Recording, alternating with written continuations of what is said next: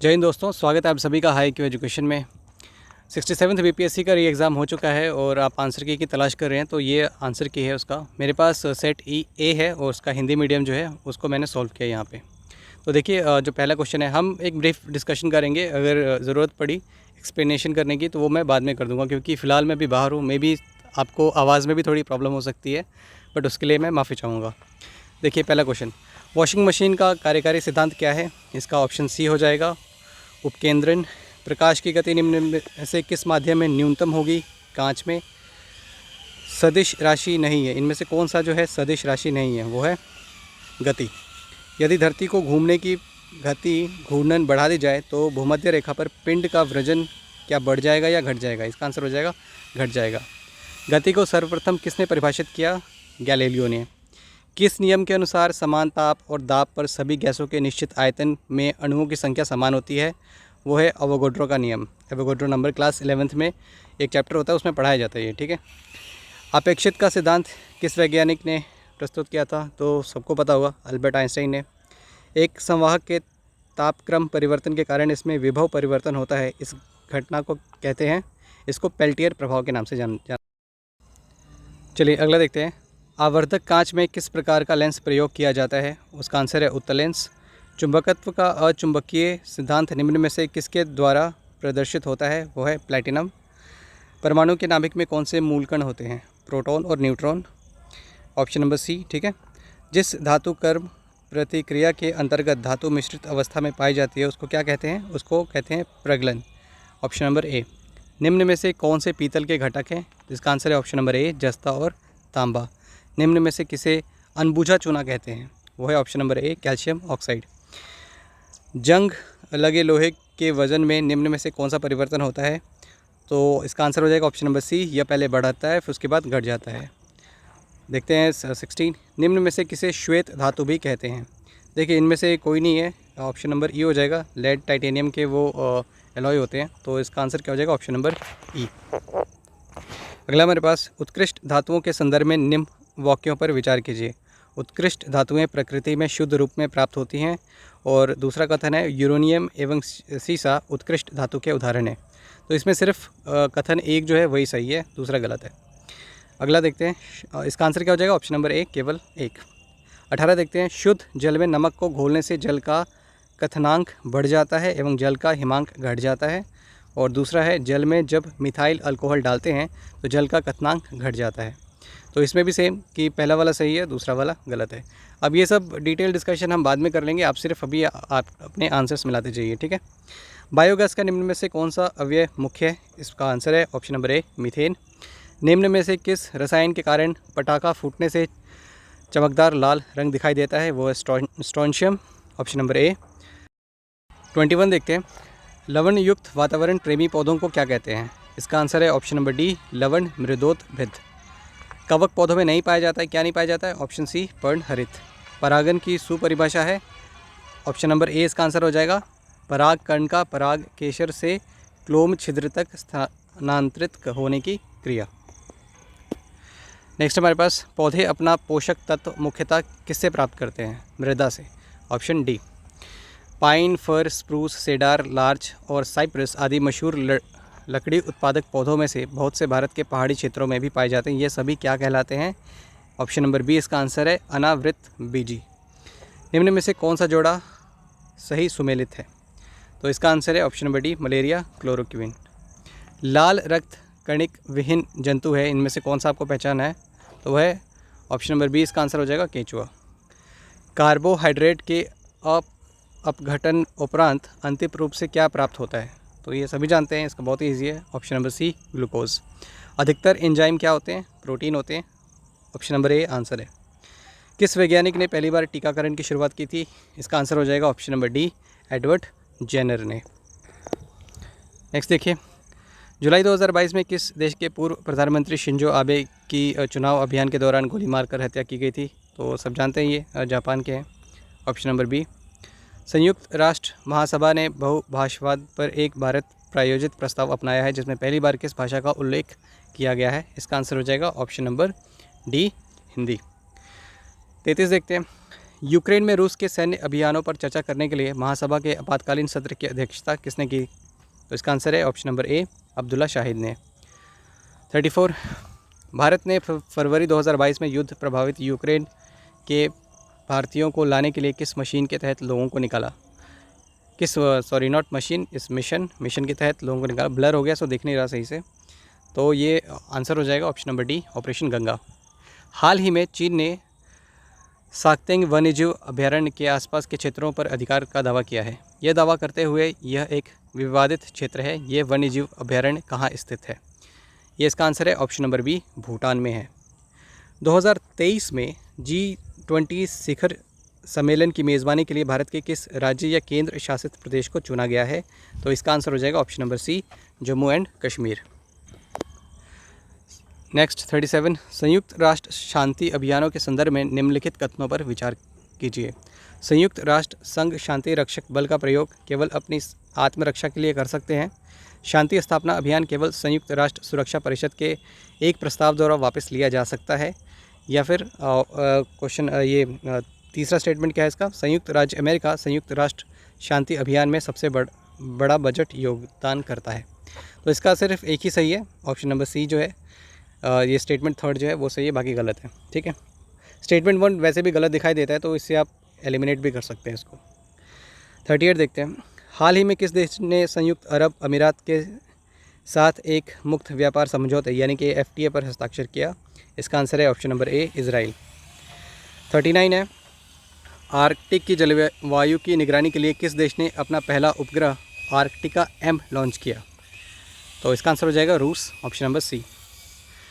Question number 40, T20 international में 3000 run बनाने वाले प्रथम खिलाड़ी कौन बने हैं? तो वह हैं Virat Kohli, option number A. कोविड-19 टीकाकरण की पूर्णता को सुनिश्चित करने के लिए अभियान का नाम क्या है? वह है हर घर दस्तक अभियान, ऑप्शन नंबर ए। 30 जून 2022 के बाद महाराष्ट्र के नए मुख्यमंत्री कौन हैं? तो वह हैं Eknath Shinde, option number B. चलिए अगला देखते हैं, भारत के 75वें स्वतंत्रता दिवस के अवसर पर किसने हर घर तिरंगा अभियान शुरू किया? तो इसका आंसर हो जाएगा ऑप्शन नंबर डी, केंद्र सरकार ने। उनकी जो मिनिस्टर ऑफ कल्चर थी उन्होंने ये शुरुआत की थी। अगला है, केंद्र की नई शिक्षा नीति को लागू करने की प्रक्रिया शुरू करने वाला देश का पहला राज्य कौन है? तो इसका आंसर है ऑप्शन नंबर ए, उत्तराखंड। इसमें से आपको मिलाना है ये राज्यपाल हैं और राज्य, तो 1 और 2 सही है, राजस्थान और उत्तर प्रदेश, बाकी सब गलत है। तो ऑप्शन नंबर ए इसका आंसर हो जाएगा। कौन? क्वेश्चन नंबर 45 में। 46 में देखिए, निम्नलिखित में किस मंत्रालय ने यूथ इन इंडिया रिपोर्ट जारी की है? तो वह है अपनी सांख्यिकी और कार्यक्रम कार्यान्वयन मंत्रालय ने, यानी कि मॉस्पी ने, ऑप्शन नंबर सी। 47 देखते हैं, खबरों में नज़र आने वाली एल विनील विलावरियन, श्रेया अग्रवाल और रमिता किस खेल से संबंधित है? तो ये शूटिंग से, निशानेबाजी, ऑप्शन नंबर 20 का आंसर हो जाएगा। 48, हाल ही में अल्पसंख्यक मामलों के मंत्रालय का प्रभार किसको सौंपा गया है? तो इसका आंसर है ऑप्शन नंबर ए, स्मृति ईरानी को। अगला देखिए, भारत के 15वें राष्ट्रपति चुनाव के लिए संयुक्त प्रगतिशील गठबंधन यूपीए के उम्मीदवार कौन थे?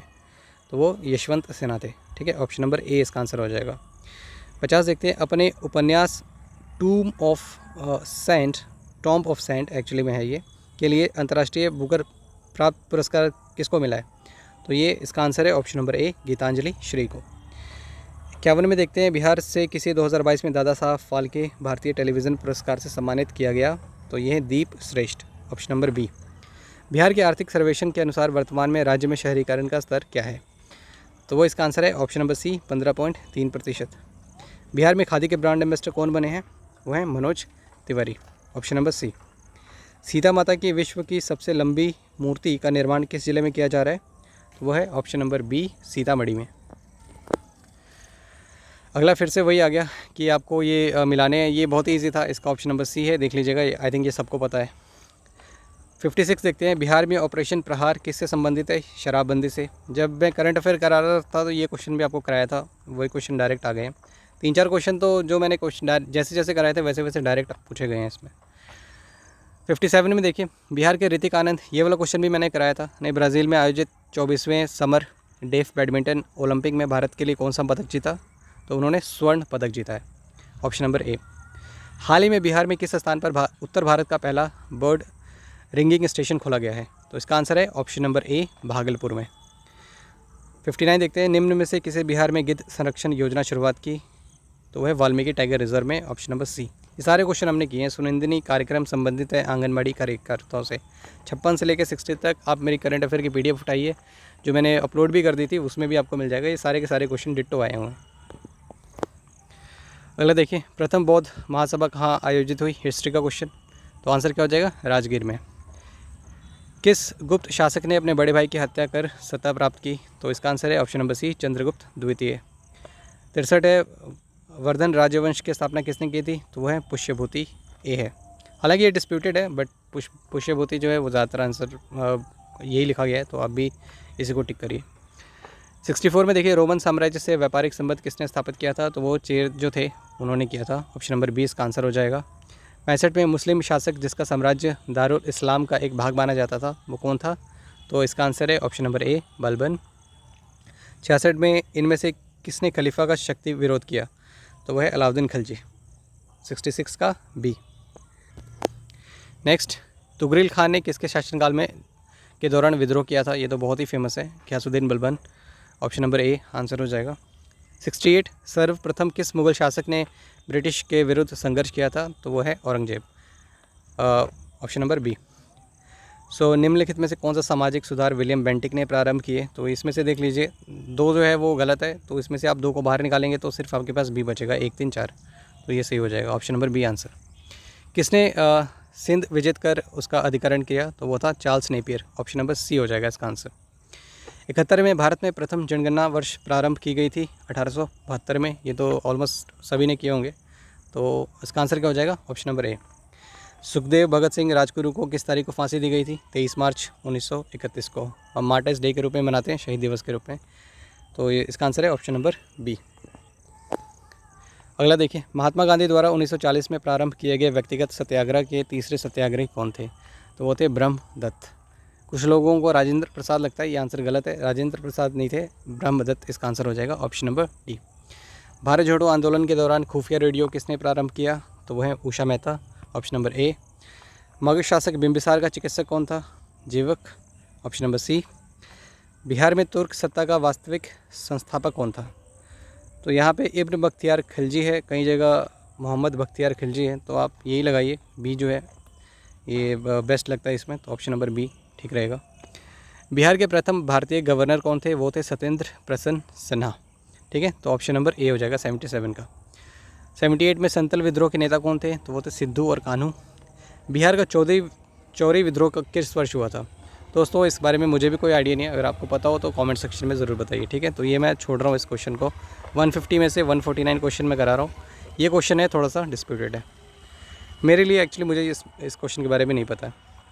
80 में देखिए, किस वर्ष उड़ीसा को बिहार से पृथक किया गया? तो वह है ऑप्शन नंबर बी, 1936। अगला देखिए, सौरमंडल का प्रथम आकाशीय पिंड कौन सा है? तो वह है प्रधान, नॉट प्रथम, प्रधान आकाशीय पिंड कौन सा है? तो वह है ऑप्शन नंबर डी, सूर्य। 82 में, पृथ्वी की आंतरिक परत नीफे का निर्माण में किन तत्वों की प्रचुरता है? देखिए नीफे क्या बना है? NiFe, निकल और फेरस। ठीक है, तो ऑप्शन नंबर क्या हो जाएगा? Option number D. 83, भौगोलिक अपर्दन चक्र की संकल्पना इनमें से किसने प्रस्तुत की? तो वह है WM डेविस ने। Option number B. गरजने वाली 40, क्रुथ 50, चीखने वाली 60 पवनें पृथ्वी के किस गोलार्ध में चलती हैं? ये है ऑप्शन नंबर बी, दक्षिणी गोलार्ध में। नेक्स्ट है 85 का, सरगैसो सागर एक हिस्सा है किसका? तो ये है उत्तरी अटलांटिक महासागर का एक हिस्सा है, ऑप्शन नंबर सी। भारत और चीन के बीच सीमा रेखा को क्या कहते हैं? मैकमोहन रेखा, ये तो आपको पता ही है। राजस्थान में बहुत गर्म वर्षा होती है, इसके कारण क्या है? तो इसके कारण एक से जितने ऑप्शन दिए हैं उसमें से एक से ज़्यादा ही कारण है। ठीक है, तो ऑप्शन नंबर ई इसका आंसर हो जाएगा। ओके, मैं आपको पहले भी बता रहा हूँ कि अभी इतना टाइम नहीं है मेरे पास कि मैं एक एक चीज़ बहुत डिटेल में करूँ, तो ब्रीफली आप सिर्फ आंसर मैचिंग करिए, जहाँ पे डाउट होंगे तो हम उसको क्लियर कर सकते हैं। हो सकते हैं मे भी 1-2 क्वेश्चन थोड़े डिस्प्यूटेड हो, तो उसको भी हम बाद में देख लेंगे। ठीक है, ओवरऑल सिर्फ आप अपने आंसर को टैली करते जाइए। अगला क्वेश्चन देखिए 88 का, भारत में बाघ परियोजना 1973 में चालू की गई, बिल्कुल। दूसरा स्टेटमेंट है, वर्ष 2022 में राष्ट्रीय जैव विविधता दिवस मनाया गया, जिसकी विषय वस्तु सभी जीवन के लिए एक साझा भविष्य का निर्माण है, ये भी बिल्कुल सही है। बाघ परियोजना बाघों को संरक्षित रखने का एक कार्यक्रम है, ये तो सही ही है, तभी तो इसको चालू किया गया। तो इसका आंसर क्या हो जाएगा? सभी स्टेटमेंट सही है, ऑप्शन नंबर डी। करेवा किस प्रकार की खेती के लिए प्रसिद्ध है? केसर के लिए। पता है कश्मीर में घाटी में की जाती है, तो ऑप्शन नंबर बी। भारत का कौन सा राज्य थोरियम उत्पादन में अग्रणी है? तो वह केरल, ऑप्शन नंबर ए। अखबारी कागज़ के उद्योग के लिए कौन सा स्थान फेमस है? वह है नेपानगर, ठीक है, ये ऑप्शन नंबर सी। भारत में प्रथम कोयला खान कहाँ खोदी गई थी? तो वह Raniganj, option number B. Bharat की जनगणना 2011 के अनुसार सबसे अधिक अनुसूचित जाति कौन है? वो है Bhil, option number C. Bihar राज्य का कुल भौगोलिक क्षेत्रफल क्या है? तो वह है ऑप्शन नंबर सी, 94,163 वर्ग किलोमीटर। ये तो सबने सही किया होगा, बहुत ही ये टिपिकल टाइप का क्वेश्चन है बिहार रिलेटेड। चलिए अगला देखते हैं। बिहार का शोक किस नदी को कहा जाता है? तो वह कोसी नदी। बिहार में किस जिले में तेल्हाड़ कुंड जलप्रपात अवस्थित है? तो वह कैमूर में। एशिया की सबसे बड़ी व ताज़ा जल वाली गोखुर झील बिहार में कौन सी है? तो वह कनवार झील। बिहार में किस जिले में सबसे अधिक सोने का भंडार मिला? कहाँ पे? जमुई में। बिहार में किस जिले को सिल्क सिटी के नाम से जाना जाता है? तो वह भागलपुर, ऑप्शन नंबर सी। चलिए अगला चलते हैं। भारत की जनगणना 2011 के अनुसार बिहार में महिला साक्षरता दर क्या है? तो ऑप्शन नंबर डी है 51.50%। नेक्स्ट देखते हैं। 2022 के भारत के 16वें उपराष्ट्रपति चुनाव के लिए निर्वाचक मंडल में कितने सदस्य थे? तो इनमें से कोई भी नहीं, टोटल सदस्य थे 780। तो इसका आंसर क्या हो जाएगा? ऑप्शन नंबर ई। भारत का राष्ट्रपति कितनी बार पुनः चुनाव के लिए पात्र होता है? वो कितनी भी बार हो सकता है, तो इस पर कोई बाधा नहीं है, तो ऑप्शन आंसर क्या हो जाएगा? Option number D. लोकसभा के समानता कितने सेशन होते हैं, कितने सत्र होते हैं? तो वह 3 सत्र होते हैं, तो ऑप्शन नंबर ए। स्वतंत्र भारत के प्रथम विधि आयोग के अध्यक्ष कौन थे? तो इसका आंसर है option number D, Shri M.C. Setalvad. Bharat में यदि एक राज्य एक चुनाव लागू किया जाता है तो भारतीय संविधान में किस अनुच्छेद में संशोधन की आवश्यकता होगी? इनमें से किसी भी अनुच्छेद में आवश्यकता नहीं होगी, तो ऑप्शन नंबर ई इसका आंसर हो जाएगा। किस राज्य में पंचायत व्यवस्था नहीं है? ये जो 3 राज्य हैं ना, नागालैंड, मिजोरम, मेघालय, इसमें नहीं है, केरल में है, तो इसका आंसर क्या हो जाएगा? ऑप्शन नंबर ई। प्रत्येक राज्य में लोकसभा की सीटों का निर्धारण परिसीमन आयोग द्वारा तय किया जाता है। इस परिसीमन को किस वर्ष तक रोक दिया गया है? तो वह है ऑप्शन नंबर सी, 2026। सर्वोच्च न्यायालय क्या है? एक संघीय न्यायालय है, बिल्कुल है। मानव अधिकारों का संरक्षण है, संविधान का अंतिम विवेचक है, सिविल न्यायालय है। तो क्या आ जाएगा? ऑप्शन नंबर ई इसका आंसर हो जाएगा सभी। पंचायतों की वित्तीय स्थिति को समीक्षा के लिए राज्य सरकार प्रत्येक 5 वर्षों में क्या गठित करती है? बहुत ही बच्चों वाला सवाल है, वित्त आयोग, ऑप्शन नंबर ए। सामुदायिक विकास का उद्देश्य क्या था? सामुदायिक विकास मतलब कम्युनिटी डेवलपमेंट प्रोग्राम 1953। ये पिछले 67th BPSC में इन्होंने ईयर पूछा था कि कब हुआ था, इस बार इन्होंने ये पूछा कि क्या उद्देश्य था। तो ये सभी उद्देश्य थे, आर्थिक विकास, मानव पूंजी का निर्माण, ठीक है। तो इसमें क्या हो जाएगा? ऑप्शन नंबर ई इसका आंसर हो जाएगा। अगला देखिए, NSSO के 68वें दौर के आधार पर गरीबी अनुमानों में कौन सा कथन सत्य नहीं है? इसमें से ऑप्शन नंबर डी जो है वो इसका आंसर है। भारत की 33.35% जनसंख्या गरीबी रेखा के नीचे यापन कर रही थी, ये सही नहीं है, ठीक है। तेंदुलकर रिपोर्ट में 33 बोला गया था, इसमें नहीं। 112 का देखिए, निम्न में से कौन सा भारत में सूक्ष्म उद्योग को आंशिक रूप से परिभाषित करता है? सूक्ष्म उद्योग मतलब माइक्रो एंटरप्राइजेस, उसमें कितना निवेश होना चाहिए? उसका निवेश होना चाहिए लगभग हमारे पास 1 करोड़, और मतलब मिनिमम 1 करोड़ होना चाहिए, और जो टर्नओवर होना चाहिए 5 करोड़ से ज़्यादा नहीं होना चाहिए, ठीक है। तो इसमें ऑप्शन नंबर डी में टर्नओवर 5 करोड़ से अधिक दे दिया है, तो वो उस चीज़ का ध्यान रखते, ठीक है। तो ये ऑप्शन नंबर डी नहीं होगा, सिर्फ ऑप्शन नंबर ए होगा। तो हमारा 112 का आंसर क्या हो जाएगा? ऑप्शन नंबर ए, संयंत्र और मशीनरी या उपकरणों में 1 करोड़ से अधिक निवेश नहीं होना चाहिए, ठीक है।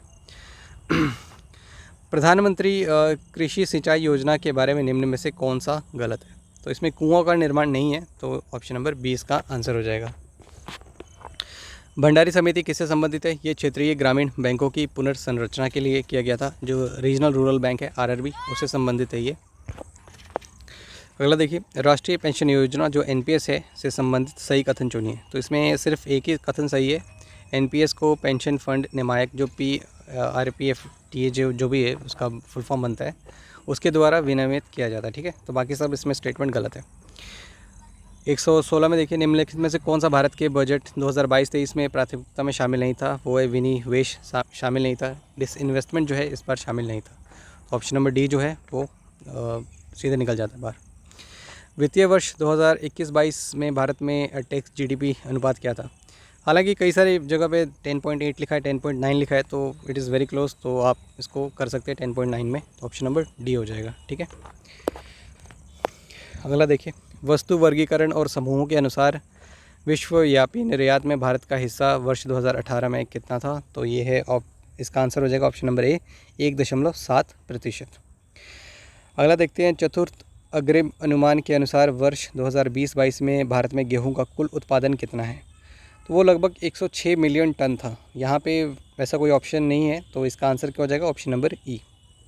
120 में देखिए, जीवंत ग्राम कार्यक्रम के संबंध में सही कथन का चयन कीजिए। ठीक है, वाइब्रेंट विलेज प्रोग्राम जिसको कहा जाता है, तो क्या ये 2017 में लागू की गई थी? नहीं, ये 2017 में नहीं हुई थी, ये हाल फिलहाल की योजना है और ये उत्तरी सीमा पर सीमावर्ती गांवों के विकास के लिए है। ठीक है, तो 120 का क्या हो जाएगा? डी हो जाएगा। बिहार के आर्थिक सर्वेक्षण 2021-22 के अनुसार गलत कथन को चुनिए। तो इसमें से पहले जो 3 है वो तीनों सही हैं, ऑप्शन नंबर डी जो है वो गलत है, तो इसको आप बाहर निकाल दीजिए। ठीक है, 122 का देखिए, शहरीकरण के बढ़े स्तर के अनुसार बिहार में निम्न जिलों का सही क्रम चुनिए।